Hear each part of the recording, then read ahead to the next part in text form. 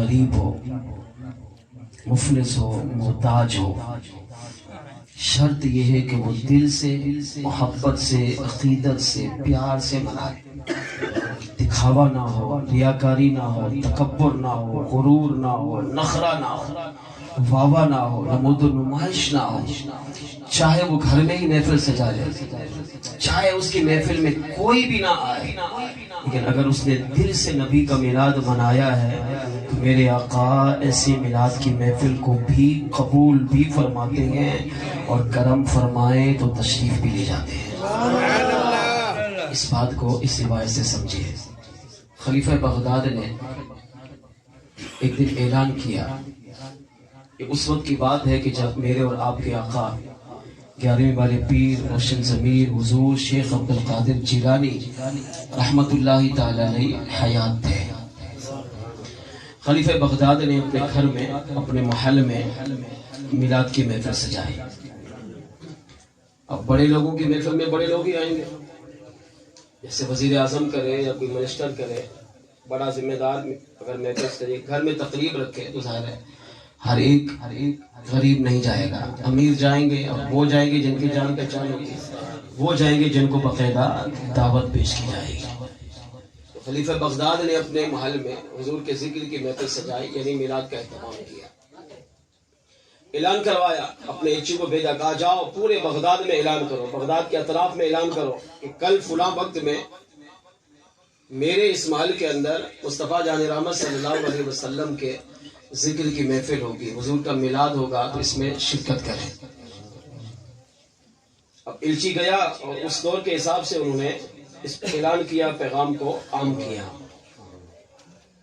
اور دوسرا اعلان یہ تھا کہ میری اس محفل میں زمانے کے ولی کامل شیخ عبد القادر جیلانی اولیاء کے شہنشاہ غوث پاک رحمت اللہ تعالی علیہ بھی تشریف لائیں گے۔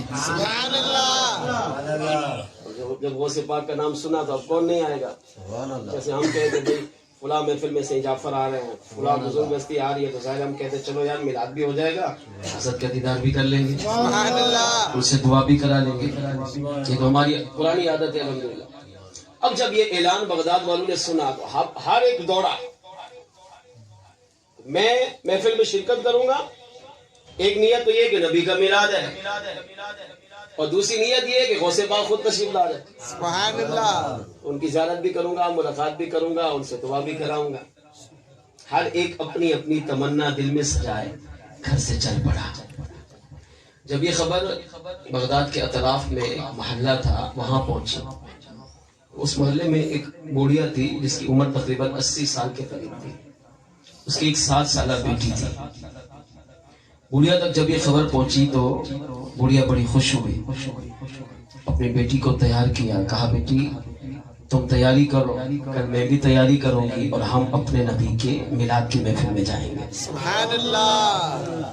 اور سب سے بڑے مزے کی بات یہ ہے کہ اس محفل میں غوث پاک بھی تشریف لائیں گے، ابھی ہمارے پیر بھی آئیں گے، ان کا بھی دیدار کریں گے، بڑی خوش ہوئی۔ اب وہ رات بڑی بے قراری بے چینی میں گزری، المختصر اگلا دن آیا، محفل سجی، لوگوں کا آنا جانا شروع ہوا، بوڑھیا نے تیاری کی، غسل کیا، اچھا لباس پہنا، اپنے زمانے کے اعتبار سے خوشبو لگائی، بیٹی کو تیار کیا، بیٹی کی انگلی پکڑی اور چل پڑی۔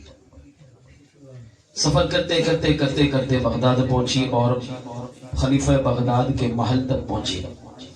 جب اندر جانے لگی تو اس کو روک لیا، کہا تم نہیں جا سکتی۔ کیوں نہیں جا سکتی؟ کہا کیا تمہیں بادشاہ کا کوئی ایلچی آیا تمہارے پاس دعوت دینے؟ اس نے کہا نہیں۔ کیا تمہارے پاس جیسے ہمارے دور میں بھی کارڈ آیا تھا، فون کیا تھا آپ کو دعوت نامہ ملا، آپ پاس ایسے ہی آ گئے؟ ایسے شادی میں ہم دعوتیں دیتے، اب جس کو دعوت ہوگی وہی آئے گا۔ تو اس نے جو گیٹ پر کھڑے تھے بادشاہ کے دربار، کہا کہ آپ کو دعوت نامہ ملا؟ کہا نہیں۔ تو کہا پھر آپ کیسے آئی؟ کہا اعلان ہوا تھا۔ اعلان کو سن کر میں بھی چل پڑی۔ اس نے کہا ٹھیک ہے اعلان ہوا، لیکن اس میں ہر ایک نہیں آ سکتا، اس میں مخصوص لوگ آ سکتے ہیں، جن کو دعوت دی ہے بس وہی جا سکتا ہے۔ المختصر بوڑھیا نے بڑی منتیں کی، سماجتیں کی، مگر دربار نے نہیں چھوڑا۔ اس 7 سالہ معصوم بچی نے मिन्नत की, नहीं मेरे नबी का मिलाद है, हम बड़ी मोहब्बत में आई हैं, बड़ी दूर से आई हैं, बड़ा पैदल सफर किया है, हम गरीब हैं वगैरह वगैरह। अल मुख्तसर उन्होंने मना किया। अब ये बोझल कदमों से वापस हुए, कहा बेटी चल हम वापस चलते हैं, शायद आका ने हमें नहीं बुलाया। महबूब की महफिल को महबूब समझाते सजाते आते हैं वही जिनको शायद आका ने हमें नहीं बुलाया, या शायद हमारा यहाँ पर आना हमारे पीर शेख अब्दुल कादिर जिलानी को पसंद नहीं आया होगा। कहा बेटी हमें अंदर ना जाने की वजह हमारी गुर्बत, हमारी गरीबी, तुम्हारी यतीमी है। अगर आज तुम्हारा बाप जिंदा होता तो हम भी जाती महफिल, मगर ये गरीबी, ये यतीमी, ये मिस्कीनी, ये गुर्बत हमें अंदर जाने से रोक रही है। अब बुढ़िया की कैफियत क्या होगी ये बयान हो ही नहीं सकता। अब वो बोझल कदमों नबी पर जिक्र करते, दुरूद पढ़ते, वो वापस चले और रोते रोते खुद रो रही है, बेटी रो रही है, अपने घर पहुंची। झोपड़ी थी बुढ़िया की, कच्चा मकान पे नहीं था, एक झोपड़ी बनाई हुई थी, उसमें दोनों माँ बेटी रहते थे। बच्ची ने रास्ते में बड़े सवालात किए, मगर बुढ़िया के पास क्या जवाब होता, वो अपनी बेटी को तसल्ली देती रही। अल मुख्तसर मगरिब के वक्त ये घर पहुंची, नमाज पढ़ी, फिर इशा की नमाज पढ़ी, तो बेटी अपनी अब नींद नहीं आ रही थी, तो बेटी माँ के पास आई। कहा माँ क्या हम गंदे हैं, क्या हम गुनाहगार हैं, क्या हम इतने अल्लाह के नाफरमान हैं, क्या हमें मिलाद से धुतकार दिया गया, हमें मिलाद में आने ही नहीं दिया गया, आका ने हमें कबूल ही नहीं किया, उसे पाक ने हम पर करम ही नहीं किया। वो छोटा बच्चा होता है तो उसके मुंह में जो आया वो बोलती गई। जब माँ ने देखा कि अब ये बहुत इसरार कर रही है, इसको आका से बड़ी मोहब्बत, मिलाद से बड़ी मोहब्बत थी, प्यार था नबी से, तो माँ ने कहा चलो बेटी तो वहां नहीं जा सके ना, तू यहाँ बैठ, हम यही नबी के मिलाद की महफिल से जाते हैं। सुभान अल्लाह। मुझे जो कुछ आता है मैं नबी का मिलाद तुम्हारे सामने बयान करूँ। माँ ने 80 साला बुढ़िया माँ ने अपनी 7 साला बेटी को सामने बिठाया। अब उसने कुरान की तिलावत की, और जो उसके अपने इल्म के दबार से अनपढ़ थी, बुढ़िया थी, तो जो कुछ उसे आता था वो हुजूर का जिक्र खैर किया। अब हुजूर का बचपन, हुजूर की मोजज़ात, हुजूर की सीरत, जो कुछ उसने उलमा से सुना हुआ था, वो सीखा हुआ था, वो सब अपनी बेटी के सामने बयान किया। अल मुख्तसर करती रही, जिक्र करती रही, यहाँ तक कि बच्ची सो गई। सुभान अल्लाह। जब बेटी सोई तो माँ ने उसे उठाया, बिस्तर पे बिठाया, अब ये भी सो गई। तहज्जुद के वक्त ये माँ उठी, मेरे आखिरी जुमले तवज्जो मेरी तरफ दिल से सुनिएगा। तहज्जुद के वक्त ये माँ उठी और माँ ने अपनी बेटी को उठाया, कहा बेटी बाहर जाओ और पानी लेकर आओ ताकि मैं वुजू करके नमाज तहज्जुद अदा कर सकूं। बेटी उठी, माँ ने चिराग जलाया, उसने लोटा उठाया, बाहर गई। उस घर से थोड़ा दूर कुआं था, उस कुएं से पानी लेने के लिए बच्ची गई। जैसे बच्ची गई तो फौरन वापस आ गई, और बेटी के हाथ कांप रहे थे और हाथों से लोटा गिर चुका था और सांस फूट रही थी। तो बुढ़िया माँ ने पूछा बेटी क्या हुआ, क्या हुआ, क्या हुआ, क्या हुआ, क्या हुआ? तुम तो पानी लेने चली गई, क्या हुआ? क्या किसी ने डराया, क्या तकलीफ पहुंचाई और पानी गिरा दिया आपने? क्या हुआ मेरी लफ्ते जिगर? बच्ची ने कहा माँ मुझे नहीं पता, बाहर चल के देखो। अब 80 साला बुढ़िया कहती है मैं अपनी उस झोपड़ी से बाहर आई तो मैंने क्या देखा कि मेरी झोपड़ी के बाहर तहज्जुद के वक्त ज़माने के वली कामिल, गौस, कुतुब, अब्दाल, कलंदर, वलियों के शहंशाह हुजूर शेख अब्दुल कादिर जिलानी मेरी झोपड़ी के बाहर तशरीफ फरमा थे और मेरी झोपड़ी को हाथ लगा लगा कर बार बार चूम रहे थे। बुढ़िया कहती है जब मैंने गौसे आदम जिलानी को अपनी झोपड़ी के बाहर देखा तो कदमों में गिर पड़ी। मैंने कहा मुर्शिदी आपने क्यों तकलीफ की? तो गौसे आदम जिलानी ने फरमाया बुढ़िया तुम जानती नहीं आज मिलाद वाले मुस्तफा तुम्हारी इस झोपड़ी में तशरीफ लाए। फरमाया मैं खलीफे बगदाद की महफिल में था, सारे मिलाद की محفل میں آقا کا انتظار کرتا رہا. مجھے حضور کی خوشبو محسوس ہوئی. میں نے اپنی آنکھوں کو بند کر کے نگاہ ولایت سے حضور کو تلاش کیا. مجھے میرے آقا بغداد میں نظر نہ آئے, اس میلاد کی محفل میں نہ آئے. جب میں نے نگاہ ولایت سے تمہاری جھوپڑی کو دیکھا تو میں نے دیکھا میلاد والے مصطفیٰ تمہاری جھوپڑی میں تشریف لا چکے ہیں.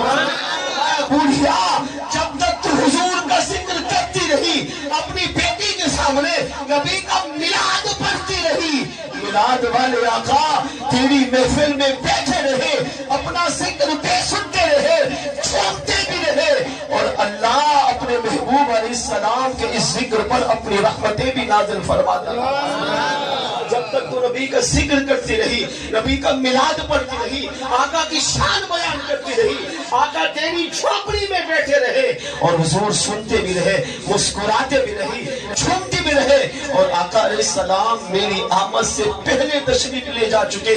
اب میں تو حضور کو دیکھ نہ سکا, ملاقات نہ کر سکا, مگر آیا اس لیے ہو کہ آقا تو تشریف لے گئے مگر اپنے نور کی برکات تیری جھوپڑی میں چھوڑ کر گئے ہیں. اس وجہ سے میں اس کو چھوڑ کر یہاں آیا تاکہ میں بھی حضور کی کچھ برکتوں کو حاصل کر سکوں.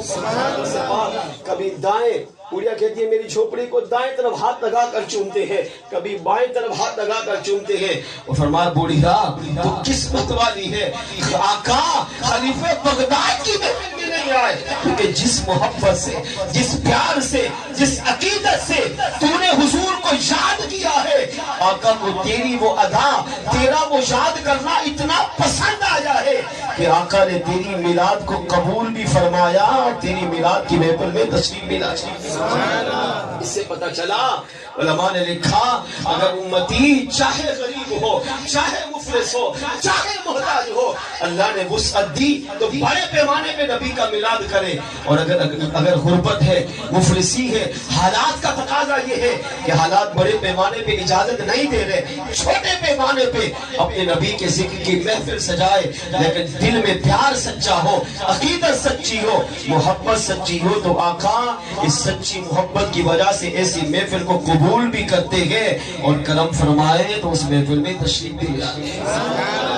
آئیے مل کر آخر میں آپ بھی اپنے آقا کو پکار لیجئے. وہ آتے ہیں, وہ آئیں گے, بولو وہ آتے ہیں, وہ آئیں گے, بلانا ہم نہ چھوڑیں گے, نبی کی یاد کی محفل سجانا ہم نہ چھوڑیں گے, نعرہ یا رسول اللہ لگانا ہم نہ چھوڑیں گے. پکارا جب مصیبت میں چلے آئے میرے آقا, پکارا جب مصیبت میں چلے آئے میرے آقا, وہ آتے ہیں, وہ آئیں گے, بلانا ہم نہ چھوڑیں گے, واللہ وہ آتے ہیں, وہ آئیں